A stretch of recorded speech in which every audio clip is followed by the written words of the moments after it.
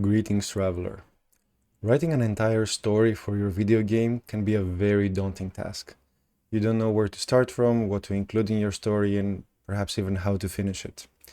But playing D&D, Dungeons and Dragons, has helped me in this respect immensely. Let me tell you how. My name is Santos, I've been working in the games industry, and I've been playing Dungeons and Dragons for, over 20 years now. So, when the time came to create the stories for my video games, I thought that they would be completely different, right? Since a video game is a different medium from a pen and paper tabletop style of game like Dungeons and Dragons, I couldn't use the same format. But the more I thought about that, the more I realized that that wasn't true. And instead, I tried to use the same technique that I used in Dungeons and Dragons to generate stories in video games. So let me break it down to 3 parts for you. The first part, which was common between D&D and making video game stories, was trying to decide the one core idea. The second part is breaking down that core idea into subsections. And the third part was closing the story and rewarding the players for going through it. So let's talk about the first part first. Deciding a common a central idea for the game, right? So this has to be very simple. It doesn't need to be complicated. It can be simply that you want to make a sad story or a love story or a story about someone finding a sword or finding themselves or discovering a cool magical place. Anything that you think is interesting for the players is a good enough theme or concept to have central to your story. The second part is breaking that down. And here's where an article I ran across when I was researching how to write stories for D&D really helped me. It was the 3-stage act, and it comes from theater, I believe, and it is its own theory and can be quite complicated.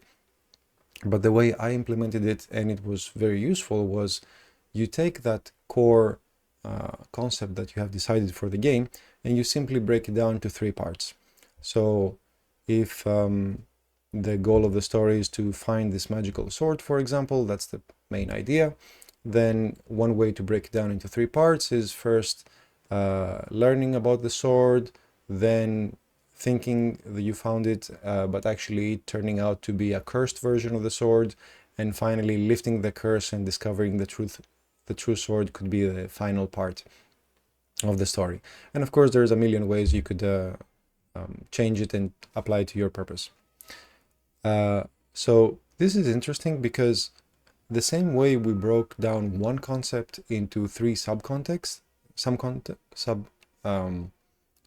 content, we can keep doing forever, essentially. So take one core thing and break it down into 3, and then take one of them and break it down into 3 again. This can give you an infinite way to keep adding to your story and keep going into finer detail and being very specific and showing different assets of that story to the players, different aspects as well, and have essentially lots of material to work with, even though initially all you had was one very central concept that wasn't so rich to begin with. But this technique lets you enrich it infinitely and get as much content as you want out of it, essentially.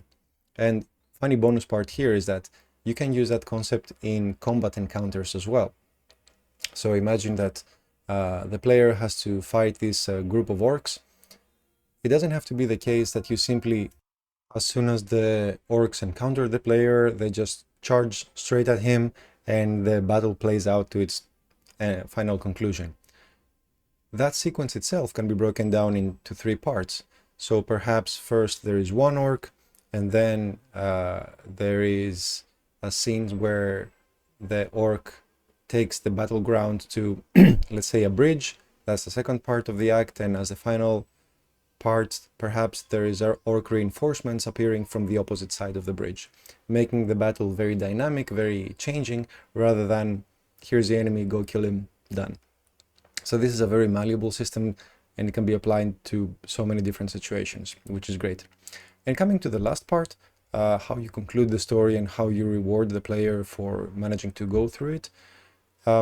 Here again in Dungeons and Dragons, there is infinite possibilities, right? Since the dungeon master and the players can say whatever they want during the story, they can have a different conclusion custom to the situation, custom to the players, and so on. So in video games, we have a more limited ability to include all of these possible endings or possible facets of the story in our game, but we can still include a few of them. And since we're in control of what happens in the story or what is possible to happen in our video game, we can imagine a few of the possible paths the players could take through the game and how they could end the story in the game.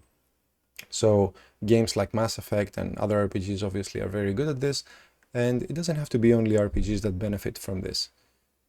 Having the player go through the story in their own way and at least recognize that is a reward on its own. The player feels like they didn't just go through an exercise, they didn't just go through the game. The game realized what they did and commented about it or highlighted it. And that feels way better than just saying, you know, congratulations, you finished the game, here's the game credits now. So these are 3 ways that I found my experience playing Dungeons and Dragons to be very, very relevant to story making for games, and how this technique makes this huge, very scary task of writing the whole story for a game not scary at all, and breaking it down into steps like that can make it actually really easy and fun. Anyway, that's it for today. Thank you for your time. If you know someone who is interested in the story making or finds it intimidating, perhaps share this video with them. And until next time, have fun.